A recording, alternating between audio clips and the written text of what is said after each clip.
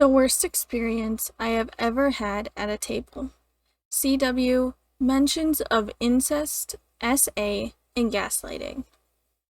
This is an incredibly long story, so strap in. I started playing TTRPGs in 2017 and quickly fell in love with it. In no time, I went from a player who knew nothing to a DM with oceans of unique worlds and characters. While I was very new, I had patient players who helped me understand and appreciate the game, who I still play with to this day. Our game being one that is ongoing 5 years into it. This is not about those lovely players. This is about the single worst person I have ever had the misfortune of being at a table with. This person, who, for the purposes of anonymity, I will refer simply to as asshole, invited me to join their game. We were playing with mythic rules for a Pathfinder setting, and I was excited to be a player in a party again. I was so ignorant. Within the very first minutes of the game, my player character was pickpocketed by thieves. No perception rolls or reflex saves afforded to me to try and avoid this. Pickpockets were working for Crime Lord Guy to extort my character's royal position. I think, okay, no big deal, we're getting the plot moving. However, as me and the other party members are exploring the setting, we realize something. Every single NPC is a powerful adventurer. Every single one. Every merchant, every blacksmith, every waiter, every man, woman, child, and otherwise, has a detailed backstory, at least 5 levels, and mythic abilities just like us. And 90% of that time, they had more mythic abilities than we do, with highly tailored abilities that just so happen to counter our abilities at every opportunity. We go on a quest to make peace with giants. During said quest, we are joined by 4 NPCs, all of whom are higher levels than us. When in a threatening fight, one NPC does a mythic ability and ends the fight just as everyone's starting to get into the zone on how to strategize. My character fails a single dice roll, and a dragon lord from hell starts to try and eat my soul. This is while still on the peacekeeping trip. What should have been a journey that lasted several sessions ended up lasting 2, as one of our NPCs successfully negotiated with the Giant King, while said Giant King mocked and humiliated the player characters. We return to city, and Crime Lord is ramping up the extortion to get us to do a heist, and my character, kidnapped by a cult working for said Crime Lord, is brutally tortured, and attempts are made to extract her soul, and I am told that I am at the threat of losing levels because of this. Said kidnapping happened, with me being afforded no rules to counter it, and all my abilities being hard countered. After this, every single NPC we tried to call on for assistance for said heist treats us like we are scum of the earth, and it is only when I roll a natural 20 on a persuasion check does a guard agree not to rat us out immediately, only to then be revealed that in a random side closet in the church we were hiding out in was a spy listening in on all of our conversations about going against the crime lord. There were no checks to indicate that we should be on the lookout, no visual representation of the area to clue us in that said closet could even exist, and none of the party various abilities could prevent a small child from running out of a church despite us being level 9 characters. And now on to the bad part. Fearing retaliation, we held up in a royal academy that was said to have advanced protections. During this time period, my character has been unable to have a long rest to recover at all, and I am left in the dark about if I have lost any levels. Another player at the table character gets abducted and similarly brutally tortured. This is a 3-table party, and we, of course, have to rely on another NPC to save said character, because our other players could only do so much, and I am playing a character with no abilities. The party member is rescued, but their character is comatose. The place we were playing said game at was at this player's house, and they were fully able, willing, and excited to play. Despite this, the DM kept throwing enemies at us, preventing us from resting and recovering. This made it so despite the player being fully able and wanting to play the game, they were unable to because their character was comatose. This lasted for 4 sessions. 4 sessions of us showing up to this player's house to play a game they were in but not allowed to participate in, which is so rude and it doesn't make sense. It is only when my character is able to revive their character that they are allowed to play again, and our characters are at the precipice of beginning a relationship together. Immediately afterwards, the DM reveals that we are inbreds, and that our relationship would be incest, because every single character in their game is an inbred and is related in some form or fashion. None of this was made known to us during character creation. The game stopped after that, partially due to COVID and us being burnt out. The game barely lasted 6 months. The game that I had been DMing was also put on pause due to COVID, and I decided to learn how to use Roll20 to DM a game for the party with a short prequel game to my setting, to let them have some fun and feel involved with the world building. Me, trying not to let Asshole feel left out, decided to let him join the prequel game. I am an idiot. Immediately, they try to justify using overpowered homebrew and third-party classes. I gently remind them to use classes that don't allow triple concentration and 4 spells a turn. This is a 5e game that's only meant to go to level 7 after all.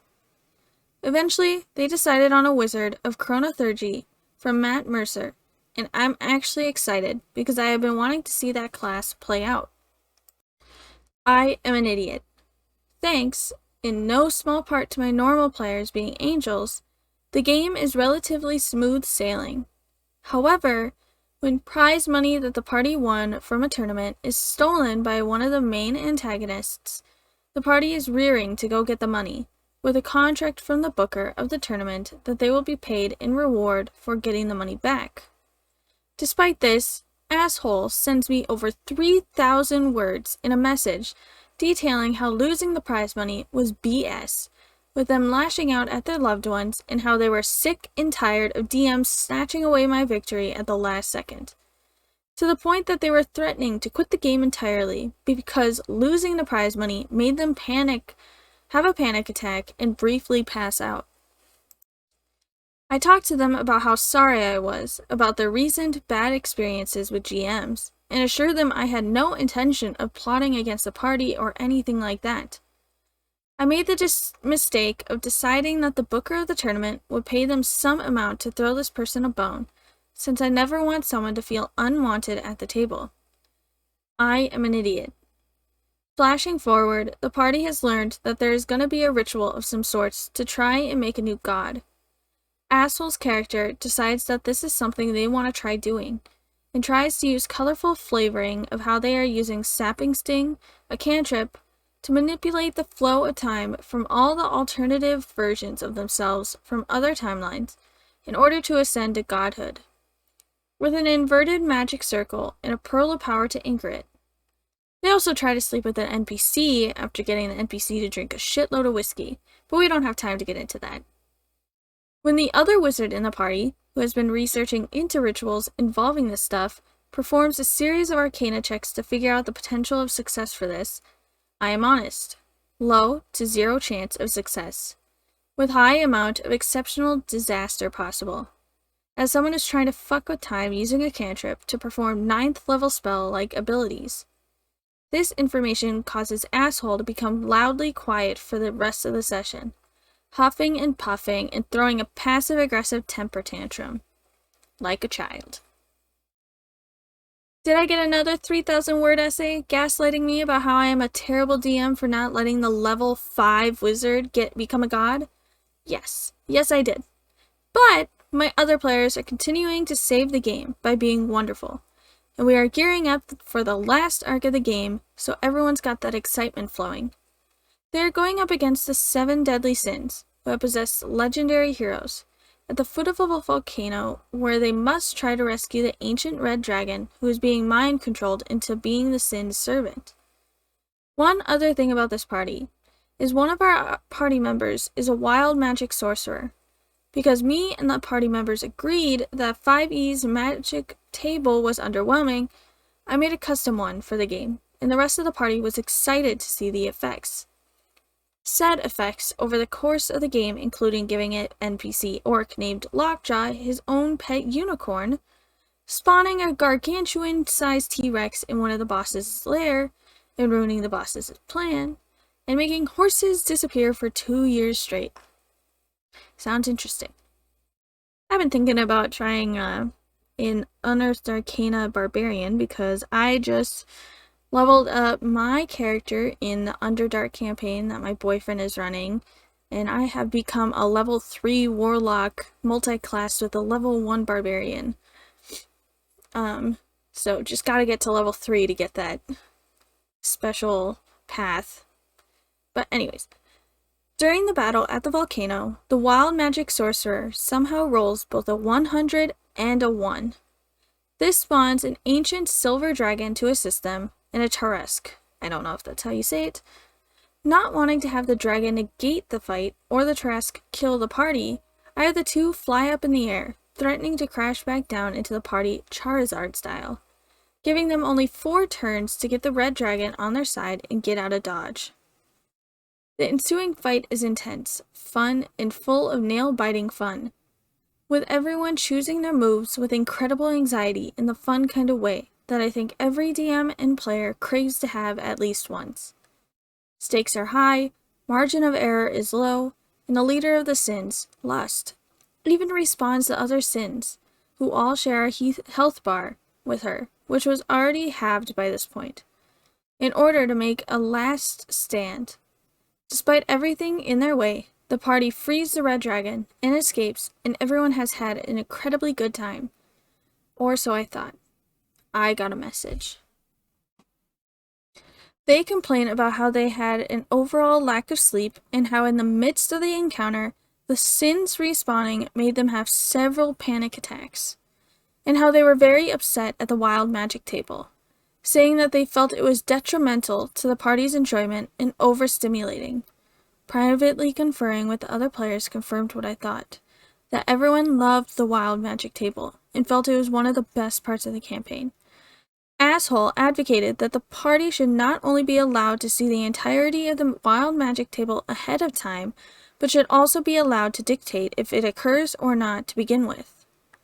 At this point, with the rest of the table's consent, I boot them from the game. The resulting rest of the game made for some of the most relaxed DMing I had ever experienced, and most fun I had ever had while playing. Something I credit to my players being lovely and wanting everyone to have a good time. I have left so much out of this post, from the character robbing a cancer patient of his wedding ring, to them rules lawyering me at every single opportunity, them having a poor grasp on the rules to begin with, them attempting to speak over me when players ask me clarifying questions, and them giving said players the wrong information, to the ignoring me when I request that they adjust their behavior at the table, and the constant gaslighting and the whining and the miasma of awkward silence that they brought to the table at every given opportunity, determined to make sure everyone had a bad time if they weren't getting their way. DMs cherish the players who make the game worth playing.